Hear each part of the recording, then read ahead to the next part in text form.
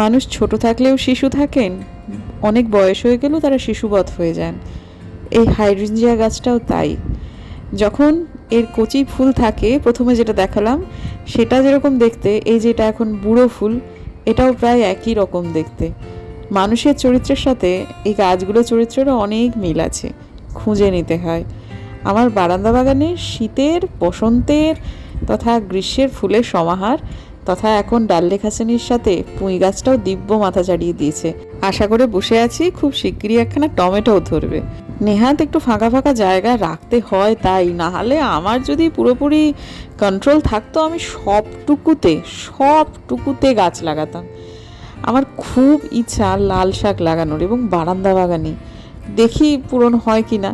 তবে ইদানিং একটু ফুল গাছের দিকে ঝোঁকটা, ইদানিং না মানে মোটামুটি আমার গোপালটা যবে থেকে এসেছে না, তবে বারান্দা বাগানের ফুল দিয়েই গোপালকে পুজো দিতে যেন দিতে পারি, সে প্রভিশনটা যেন থাকে।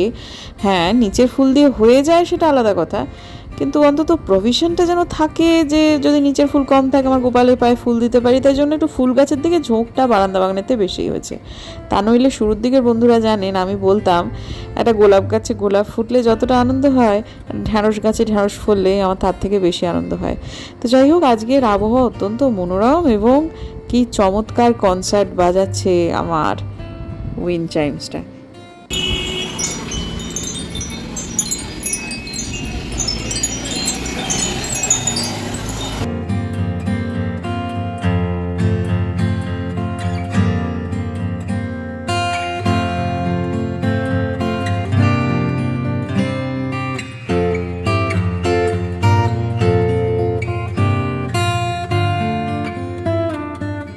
শ্বশুরমশাই এসেছেন এখন ডোনাল্ড ট্রাম্পের মুণ্ডুপাত করতে। সত্যি কথা হচ্ছে, শেয়ার মার্কেটের এই ডামাডোলটা তিনি আর মেনে নিতে পারছেন না।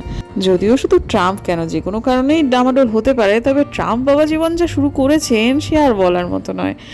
তো আমার হাজব্যান্ড কিন্তু তার বিনিয়োগের প্রথম পাঠ সেটা বাবার কাছ থেকেই শিখেছিল।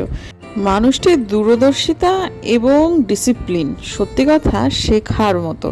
হরিহরায় নম, কৃষ্ণ যাদবায় নম, যাদবায় মাধবায় কেশবায় নম, গোপাল গোবিন্দ রাম শ্রীমধুসূদন, গিরিধারী বংশীরাজ মদন মোহন। আমার গোপাল, গোপাল।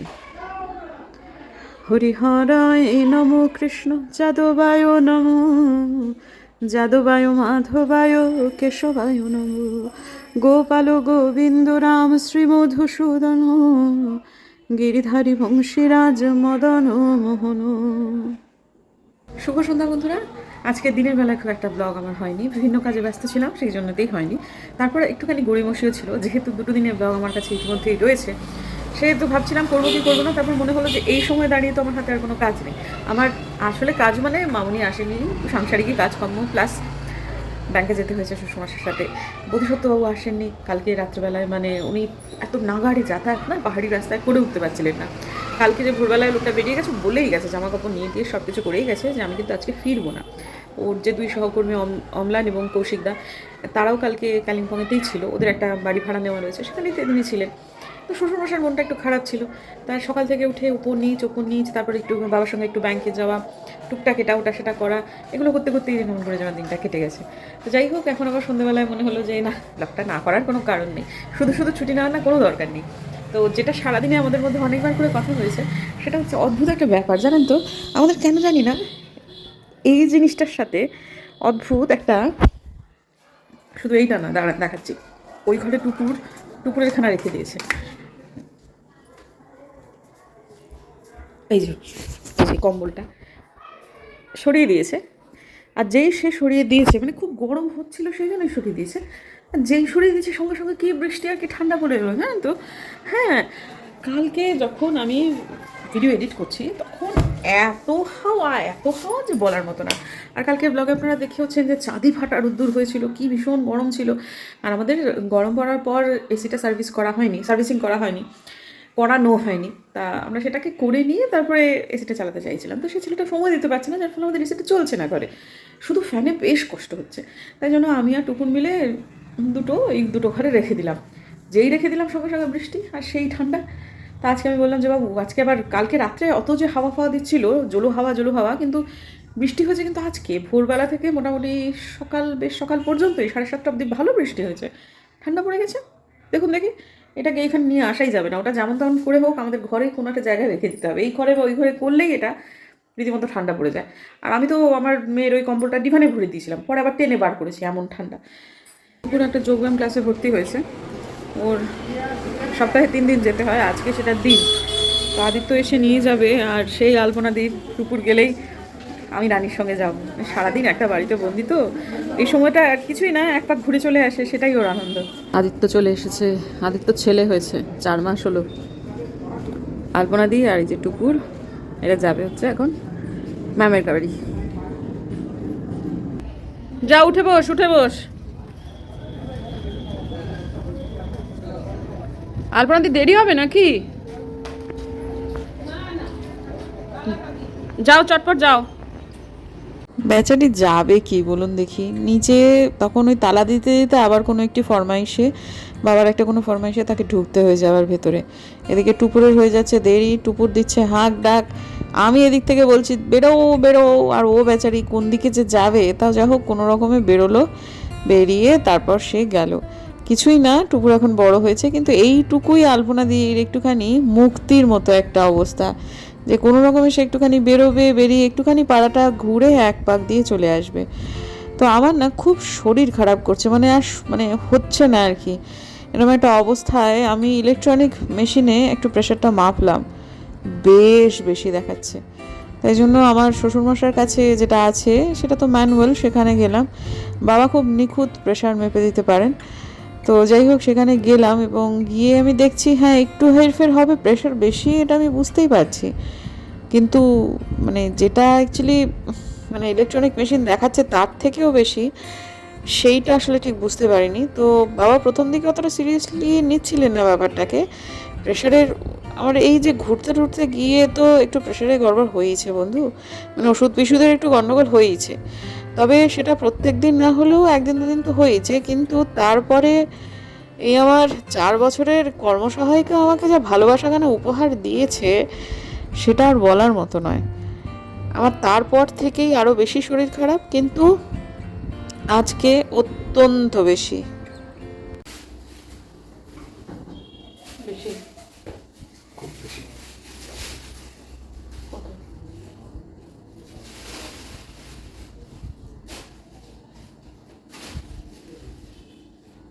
আমি এখনো পর্যন্ত নিজের মনের সাথে যুদ্ধ করছি, যতই ওপরে যাই দেখাই না কেন, আমি এখনও কিছু কিছু হিসেব মেলাতে পারছি না। আমি বুঝতে পারছি না এটা কি করে সম্ভব একটা মানুষের পক্ষে। কিন্তু পাশাপাশি এটাও ঠিক যে সম্ভব, অসম্ভব কিছুই না। সারা জীবন মানুষ শেখে, আমাকেও শিখতে হয়েছে।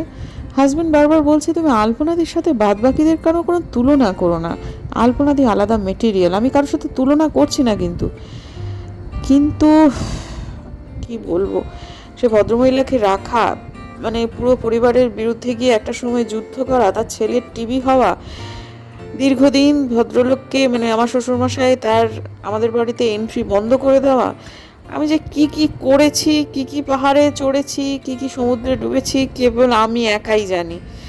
আমি কালকে রাত্রেবেলা পর্যন্ত ওই যে আমি ফ্রিজ খুলে দেখছি কয়েকটা ছোট ছোট বাটিতে ওই একটু একটু তরকারি বাঁচে না, হয়তো আগে থেকে ছিল, ছোট ছোট বাটিগুলো খেয়াল করিনি। সেগুলো যখন ক্লিয়ার করতে যাচ্ছি, সেগুলো তো আর খাওয়া যাবে না হয়তো অনেক দিন আগের, দেখছি সেগুলো সমস্ত মীনামাসির রান্না।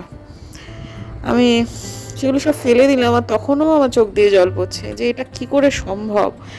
তো যাই হোক, সেটার কারণেই হয়েছে এমনটা নয়, তবে সেটা একটা কারণ হতে পারে। আর ওষুধ বিশুধ খানিক গন্ডগোল হয়েছে, সেটা আর একটা কারণও হতে পারে। আমার শ্বশুরমশাই বললেন যা প্রেশারের বহর, এক্ষুনি ডাক্তারবাবুর কাছে যাও, এক্ষুনি মানে এক্ষুনি।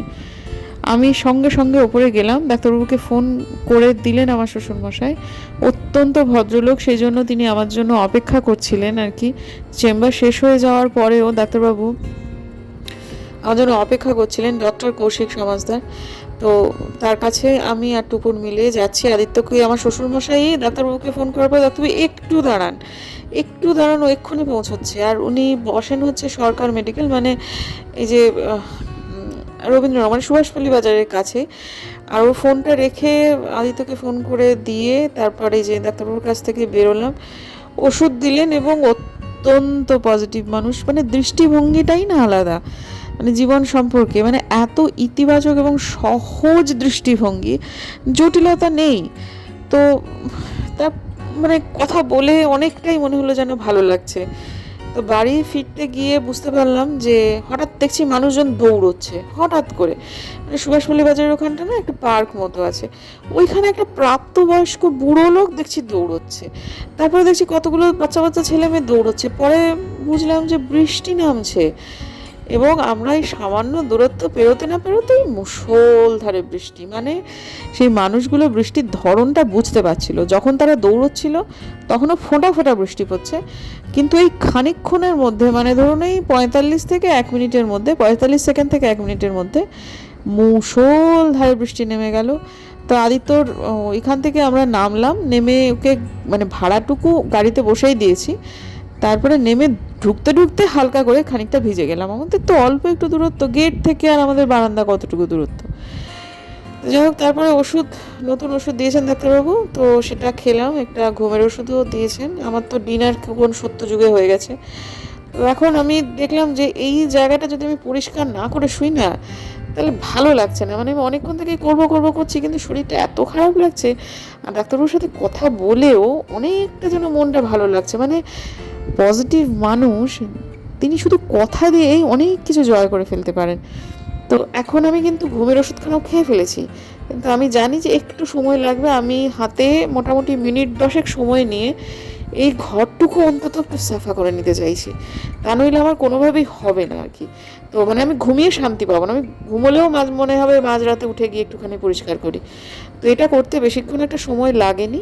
তার উপরে আবার আজকে মানে ঝাঁটের বৃষ্টি হতে পারে, বারান্দায় জামা কাপড় রয়েছে, রান্নাঘরটা মোটামুটি আমার হাজব্যান্ড খানিকটা গুছিয়ে নিয়েছে, আর আমি বাকিটুকু করে ফেলবো। সব মিলিয়ে 10 মিনিট লাগেনি, একটু বেশিই লেগেছে।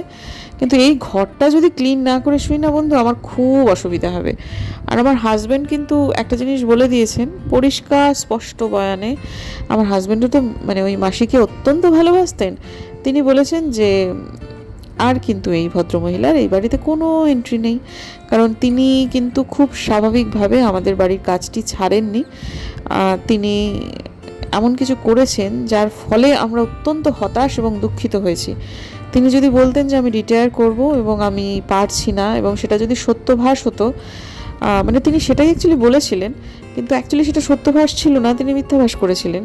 কিন্তু সেটাই যদি তিনি করতেন তাহলে আমাদের কোনো প্রবলেম হতো না, আমাদের কোনো সমস্যা হতো না। ভদ্রমহিলাকে আমরা একটা পেনশন দেওয়ার কথাও ভেবেছিলাম, কিন্তু সেটা এই রকম হলো, মানে কি আর বলবো।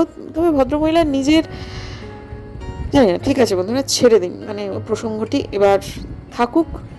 তবে আমি একটু অসুবিধায় পড়েছি শারীরিকভাবে, সেটা আমার ঠিক হয়ে যাবে, ওষুধ খেলে ব্যাপারটা ঠিক হয়ে যাবে। তবে হ্যাঁ, সত্যের এলেও সহজে আমার জীবনে বেঁচে থাকার অনেক উদ্দেশ্য রয়েছে। বহু ভালো মানুষ আমার জীবনে আরও জুড়ছেন, সেইটুকুই আপাতত আমার জন্য জরুরি। কে প্রতারণা করলো, কে আমাকে ছেড়ে চলে গেল, এই সমস্ত ভেবে ভালোর দ্বার কেন রুদ্ধ করতে যাব, এইটাই তো বুঝতে পারছি না। তবে সেটা করছি এবং নিরন্তর নিজের শরীরের ক্ষতি করেও করছি, এটা আমারই দুর্ভাগ্য, আর কিছুই না। আমি এবারে শুতে হবে, আমাকে ওষুধ খেয়ে নিয়েছি। এই ভিডিওটা এডিট করে শুলে ভালো হতো, কিন্তু সেটা আর সম্ভব না আমার পক্ষে। আমি দিনহাটা যাচ্ছি, আমার টিকিট কাটা হয়েছে পরশু দিনে, কিন্তু শরীরটা যদি খারাপ থাকে তাহলে হয়তো বা ক্যান্সেল করবো। কিন্তু মাকে এখনও কিছু বলিনি, মাকে বললে মা আশা করে বসে থাকবে। সমস্ত মানে যেদিন বলবো, যদি দিনের বেলায় বলি তাহলে সেদিনই লোকজন ফোন টোন করে ওই আমিষ জিনিসপত্র আনানো শুরু হবে, সব কিছু মমিনাদিকে ইনস্ট্রাকশন দেওয়া, এই সবগুলো মা শুরু করে দেবে। মা বড় আশা করে থাকে, একা একা থাকে তো, যে মেয়েরা কবে আসবে। আমাকে তো সে কবে থেকে বলছে, তো কালকে তো রীতিমতো রাগারাগি করছে যে তুই কি আসবি না, তাহলে বলে দে। তা আমি বলছি না যাবো। তা আমি কি হয়েছে, সোনাঝুরি হাট থেকে